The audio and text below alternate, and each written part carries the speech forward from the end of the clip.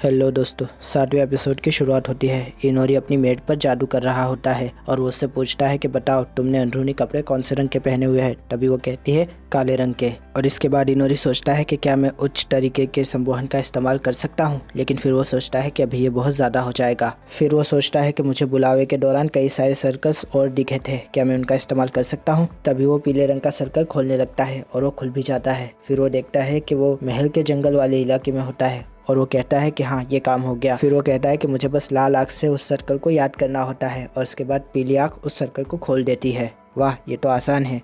वाह, मैं तो अब कहीं भी आ जा सकता हूँ। फिर वो सोचता है कि मैंने जो कुछ भी सीखा उसका इस्तेमाल मैं रात में कर सकता हूँ, मुझे एक बार करके देखना चाहिए। फिर वो काले जादू का इस्तेमाल करने लगता है और वो कहता है कि काले जादू से मैं चीज़ों को उठाकर दूसरी जगह पर रख सकता हूँ, बल्कि उससे कहीं ज़्यादा मैं उन चीज़ों को अपनी परछाई में छुपा भी सकता हूँ। लेकिन फ़िलहाल मैं इसमें नया हूँ, इसलिए कंट्रोल पूरी तरह से नहीं कर पा रहा। ये बहुत ही अच्छा है, लेकिन इतना अच्छा भी नहीं है। फिर वो ब्लैक मैजिक शैडो शिफ्ट का इस्तेमाल करता है। फिर वो कहता है कि मैं अपनी परछाई में घुसकर कहीं और निकल सकता हूँ, ये तो बहुत ही आसान है। फिर वो कहता है कि अब वक्त आ गया है लर्न स्किल को इस्तेमाल करने का। फिर वो सोचता है कि मैं क्राफ्ट वेपन को तैयार करता हूँ। फिर हम देखते हैं कि वो तलवार बनाने लगता है और कहता है कि पूरा ध्यान लगाओ, ट्रेनिंग में क्या सीखा था। इसके बाद उसे ट्रेनिंग याद आने लगती है। वो कहता है कि मेरी लाल आँख ने कमांडर के सारे दावपेच याद कर लिए हैं। फिर वो कहता है कि मुझे बस इन्हें नकल करने की ज़रूरत है। फिर वो कहता है कि मैं इन दावपेचों को हो सके उतना दोहराऊंगा जिसकी वजह से मैं इसके अंदर महारत हासिल कर लूँ। हम देखते हैं कि वो बहुत जल्द ही थक जाता है और वो कहता है कि अभी तो शुरू किया था, ये क्या हुआ। तभी उसके सामने स्लाइड खुल जाती है जिस पर लिखा होता है कि तुम्हारी तलवारबाजी की काबिलियत अभी लेवल 1 पर है। जिसके बाद वो कहता है कि मैंने सही सोचा था, अभी मुझे बहुत वक्त लगेगा। फिर वो सोचता है कि मुझे बहुत जल्द लेवल अप करना पड़ेगा। फिर वो एक चीज़ को देखता है जिसको देखकर वो कहता है कि क्या ये कोई पक्षी है या फिर कोई मॉन्स्टर। तभी स्लाइड खुल जाती है और वो कहती है कि इसका नाम अभी नहीं पता। फिर वो कहता है कि रुको रुको, ये तो बहुत ज़्यादा स्ट्रांग है। फिर वो कहता है कि मुझे याद आया, इस रियासत के अंदर इससे बहुत सारी चीज़ें बनाई जाती है और तो और जो शाही गद्दे बनते हैं उसके अंदर इसके फर का इस्तेमाल किया जाता है। फिर वो कहता है कि इस रियासत के लोग राक्षस का शिकार कैसे कर सकते हैं। वो कहता है कि थोड़ा और रुक जाता हूँ तो मुझे पता चल जाएगा। फिर वो कुछ चूहानुमा जानवरों को देखता है और कहता है कि ये ज़्यादा ताकतवर नहीं है और इनसे डरने की भी कोई ज़रूरत नहीं है, लेकिन उनका लेवल बहुत ही ऊपर है। वो 500 या 600 लेवल के हैं। इसके अलावा इससे भी ज़्यादा लेवल के यहाँ पर जीव मौजूद है और उनके मुकाबले में मैं बहुत ज़्यादा कमज़ोर हूँ। फिर वो कहता है कि यहाँ पर जितनी भी चीज़ें हैं सारी बहुत ही ऊँचे लेवल की है। वो कहता है यहाँ पर जितनी भी चीज़ें हैं मेरी सोच से ज़्यादा ताकतवर है, लेकिन मैं एक एक करके उन सबको हरा सकता हूँ, लेकिन अगर वो एक साथ होकर आ गए तो शायद मैं उनको नहीं हरा पाऊंगा। फिर वो कहता है कि फ़िलहाल के लिए वापस जाता हूँ। हमें उगती हुई रियासत का महल दिखाया जाता है। फिर हमें एक लड़की के पैर दिखाए जाते हैं और कमांडर कहती है कि योर हाइनेस, आपको अभी यहाँ नहीं घूमना चाहिए। मैं मानती हूँ कि ये जगह सेफ़ है, लेकिन सिपाहियों के बगैर आपको रात को नहीं घूमना चाहिए। तब प्रिंसेस कहती है कि कमांडर इची, मैं आपसे कुछ बात करना चाहती थी। वो कहती है कि सर, इनोरी के आर्टिफैक्ट्स नहीं आया हो रहे इतनी ट्रेनिंग के बावजूद। तभी कमांडर कहती है कि बाकी तीनों का भी यही हाल है। फिलहाल उन्हें मैंने ट्रेनिंग के लिए हथियार दिए हैं, लेकिन इनोरी अभी बहुत ही नीचे है। तब वो कहती है कि हम उन्हें आर्किटेक्ट से परिचित क्यों नहीं करवा देते, आखिरकार उन्हें वो इस्तेमाल करने ही है, जल्दी या बदेर। तब कमांडर कहती है कि आर्टिफैक्ट्स यूजर की ताकत के हिसाब से काम करते हैं और अभी वो इसके लिए तैयार नहीं है। वो कहती है बगैर जिस्मानी और दिमागी पाया तकमील के वो उनके ऊपर निर्भर हो जाएंगे और फिर वो काम नहीं कर पाएंगे जो हम उससे करवाना चाहते हैं। फिर वो कहती है कि मुझे लगता है कि हमें उन्हें कुछ चीज़ों से दूर रखना चाहिए, उनके ऊपर नजर रखने से ये ज़्यादा बेहतर रहेगा, हमें उनकी सोचों को बदलना चाहिए। इस पर प्रिंसेस सोचने लगती है और वो कहती है कि ठीक है, फिर मैं बस इंसानी मसीहाओं को जानना चाहती थी, इसलिए इतने सवाल कर लिए। लेकिन उसकी हंसी देखकर कमांडर कहती है कि आपकी हंसी बहुत ही ज़्यादा फीकी है राजकुमारी। जिस पर वो सोचती है और कहती है कि अच्छा, मुझे पता नहीं था। तब कमांडर कहती है कि मुझे एक बात बताएंगी, पहली प्रिंसेस को लेकर आपका ओपिनियन क्या है। तब वो कहती है कि उनमें वो सारे गुण हैं जो कि एक क्राउन प्रिंसेस को बनने के लिए चाहिए होते हैं। जिस पर कमांडर पूछती है कि आप सच में ऐसा सोचती है। जिस पर वो कहती है कि आपका मतलब क्या है। फिर वो कहती है कि शायद ये जगह बहुत ही ज़्यादा सेफ है, लेकिन इसका मतलब ये नहीं है कि आप किसी के ऊपर कान धरे और उसकी बातें सुने या फिर उसके ऊपर नज़र रखें। फिर वो कहती है कि आपको ध्यान रखना चाहिए, हमारा राज्य क्राउन प्रिंसेस का मजाक उड़ाने पर माफ़ी नहीं देता। जिस पर कमांडर कहती है कि हाँ, आपने सही कहा। तभी वो सोचती है कि प्रिंसेस आलिया, आपकी बातों में चिंता दिखाई देती है, लेकिन मेरी चिंता करने की आपको ज़रूरत नहीं है। इनोरी कहता है कि 2 हफ्ते गुजर चुके हैं मुझे इस दुनिया में आए हुए। फिर वो कहता है कि लड़ाई के मामले में तीनों मसीहाओं ने अच्छी महारत हासिल की है। रियोटो तलवार के साथ बहुत ही शांत और बहुत ही तेज़ नज़र आता है। वो एक बहुत अच्छा तलवारबाज बनेगा और टमाकी छड़ी के साथ अपना जलवा दिखा रही है और पता नहीं कैसे उसने उसके साथ अपनी जादुई ताकत को जोड़ लिया है और उससे हमला करती है, लेकिन एक सादे से हथियार के साथ। आखिर उसने इस हथियार को क्यों चुना।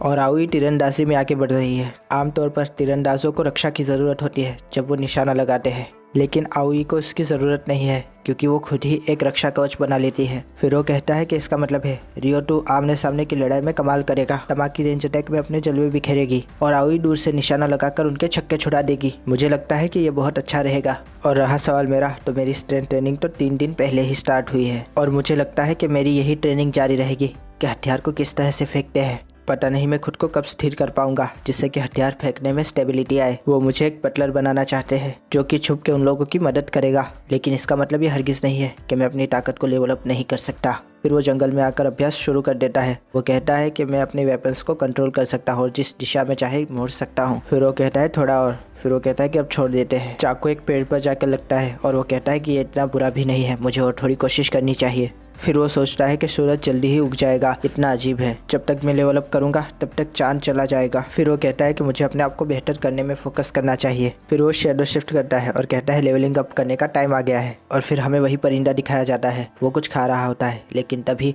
वो उसकी तरफ आगे बढ़ता है और वो परिंदा उसको देख लेता है, लेकिन देखते ही देखते इनोरी उसके पास पहुंच जाता है और डरावनी हंसी से हंसता है।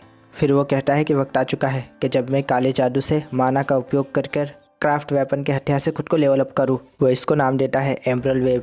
फिर वो उसे कहता है मेरी आंखों में देखो राक्षस। फिर वो डिमन आई के जरिए उसके ऊपर हिप्नोसिस का जादू कर देता है जो कि काम कर जाता है। वो कहता है कि बहुत अच्छे, एम्ब्रल वेव कैप्चर और ऊपर से हिप्नोसिस, मैं काले जादू से जिंदा चीज़ों को अच्छे से काबू कर सकता हूँ। लेकिन आखिर ये सब मेरे काबू में कब तक रह सकते हैं, जब तक कि ये मर नहीं जाते या मैं खुद इन्हें नहीं मार देता।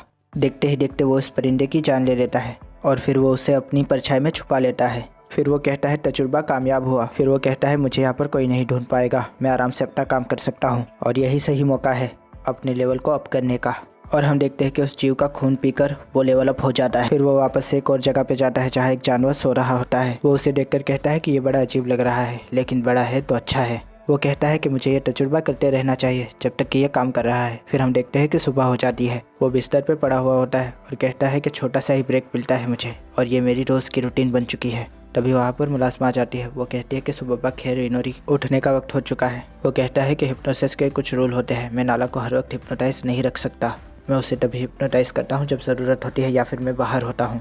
लेकिन ये बात बिल्कुल अलग है कि पिछले 2 हफ्तों से मैं उसे लगातार हिप्नोसिस के जाल में रख रहा हूँ और उगती हुई रियासत के बारे में और जान रहा हूँ। रानी के ऊपर एक ऐसा वक्त भी आया था जब लंबे समय तक उसका बच्चा नहीं हुआ। ये बहुत ही मुश्किल वक्त था क्योंकि हर कोई रानी के वंश की परवाह करने लगा था। रानी की उम्र हो रही थी और उनके पास कोई ऐसा उत्तराधिकारी नहीं था जिनको वो गद्दी सौंप सके, जिसकी वजह से हालात और ख़राब हुए। ऊपर से शाही खानदान के लोग भी बहुत जल्दी मरने लगे बीमारी के चलते। और एक ऐसा वक्त आ गया जब उत्तराधिकारी के लिए कोई बचा ही नहीं। सबको लगा कि रानी के साथ ही शाही खानदान का अंत हो जाएगा। आखिरकार रियासत ने उस लड़की को तस्लीम कर लिया जो कि राजा की बांटी की कोख से जन्मी थी। वो एक लड़की थी जिसका नाम रखा गया आलिया। उसका नाम उत्तराधिकारी के तौर पे घोषित कर दिया गया। आलिया एक शहजादी के तौर पे बड़ी हुई, उसे लोगों ने मोहब्बत दी और साथ भी। लेकिन फिर जब वो 7 साल की हुई, राजा और रानी ने एक बच्ची को जन्म दिया जिसका नाम रखा गया अमांडा, जिसका मतलब था जिसे मोहब्बत की जाए। और जैसा कि उसका नाम था, बहुत मोहब्बत मिली उसे रानी की तरफ से। और उसके ऊपर ज़्यादा खुशी की बात यह थी कि उसकी बेटी जादुई ताकतों के साथ पैदा हुई थी। दूसरी तरफ आलिया से उत्तराधिकारी का हक छीन लिया गया। जब अमांडा 7 साल की हुई, उसे पहली शहजादी के नाम से घोषित कर दिया गया, जिसका मतलब यह था कि आलिया का नाम हमेशा के लिए खो गया, जो लोगों के द्वारा भुलाई गई, माँ के द्वारा धुतकारी गई। वो एक ऐसी लड़की है जो शादी नहीं कर सकती। आलिया को तन्हा जिंदगी गुजारने पर मजबूर किया गया, जैसे कि एक गुड़िया हो। ये बिल्कुल मेरी तरह है जिसको कोई नहीं चाहता कि उसका वजूद भी दुनिया में रहे। मेहरबानी करके उठ जाए मसीहा इनोरी। ये थोड़ा मुश्किल है मैं जानती हूँ, लेकिन इल्म ताकत है, जीने के लिए ये ज़रूरी है। तालीम के दौरान सोने से आपको कुछ हासिल नहीं होगा। वो सोचता है कि आखिर इसे क्या हुआ है, आज इसने मुझे ज़रा नहीं डांटा। वो कहती है कि मैंने सुना कि आप आमने सामने की लड़ाई की टैक्टिक्स सीख रहे हैं। जादू के मामले में आप बहुत कच्चे रह गए हैं, लेकिन आप उसमें बेहतर हो सकते हैं अगर आप उसके बारे में सोचे तो। इनोरी कहता है कि मेरे पास अपनी वजूहत है कि मैं अपनी ताकत क्यों इस्तेमाल नहीं कर सकता, और मैं ये भी जानता हूँ कि मैं गए गुजरों से भी गया गुजरा हूँ, क्योंकि मुखादमा भी जादुई ताकतों का इस्तेमाल आसानी से कर लेती है। तभी शहजादी कहती है कि कमांडर रीची बहुत ही ज़्यादा मसरूफ़ खातून है, वो तुम्हारे लिए अलग से वक्त नहीं निकाल पाएगी, वो तुम्हारे अंदर की ताकत को नहीं पहचान पाएगी। तभी इनोरी कहता है कि वो मसीहा को अपने हिसाब से ठीक कर ही देगी। तभी वो गुस्सा हो जाती है और कहती है कि ऐसे तुम ताकतवर नहीं हो पाओगे, तुम्हें ज़रूरत है कि तुम अपनी ट्रेनिंग पर और भी ज़्यादा मन लगाओ। तभी वो उसको देखने लगता है और वो कहती है कि चलो मेरे साथ। वो उसे तहखाने के अंदर लेकर जाती है। इनोरी ये देखकर बहुत ही ज़्यादा हैरान हो जाता है। वो एक बहुत बड़े दरवाजे के सामने खड़ी हो जाती है और कहती है कि आज से तुम यहाँ ट्रेनिंग करोगे। वो कहती है कि तुम एक मसीहा हो क्या तुम चाहते हो कि लोग तुम्हें एक बेवकूफ़ बुलाए? बताओ मुझे, तुम्हें शर्म नहीं आती? वो उसको हैरानी से देखने लगता है और कहता है कि आखिर इसको क्या हो गया है आज। और यहाँ पर यह एपिसोड खत्म हो जाता है। आशा करता हूँ दोस्तों कि आपको ये रिव्यू पसंद आएगा। अगर पसंद आया तो लाइक कीजिए, शेयर कीजिए, सब्सक्राइब कीजिए। ज़्यादा पसंद आया हो तो कमेंट भी कीजिए दोस्तों। थैंक यू, खुदा हाफिज़, अपना ध्यान रखिएगा। फिर मिलेंगे। Thank you.